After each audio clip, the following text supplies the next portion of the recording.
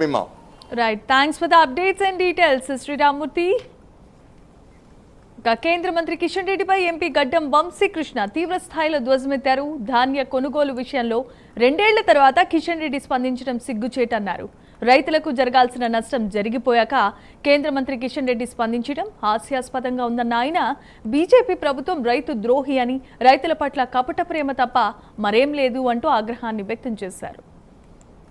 నిద్రలేసిన కిషన్ రెడ్డి గారికి నా శుభాకాంక్షలు. ఎందుకంటే మీరు చూస్తున్నారు, గత 2 సంవత్సరాలుగా రబీ కానివ్వండి, ఖరీఫ్ కానివ్వండి, తెలంగాణలో పంట ఎక్కువ వస్తుందని చెప్పి కాంగ్రెస్ ప్రభుత్వంకి వెళ్ళి మేము మళ్ళీ ప్రహ్లాద్ జోషి గారికి లేఖలు రాయడం జరిగింది, రిప్రజెంటేషన్లు ఇవ్వడం జరిగింది. సార్, మా దగ్గర అవుట్పుట్ ఎక్కువ పెరుగుతున్నది, మీరు ఇమీడియట్ గా FCIకి వెళ్ళి మాకు ప్రొక్యూర్మెంట్ పెంచాలని చెప్తే మీరు స్పందించలేదు.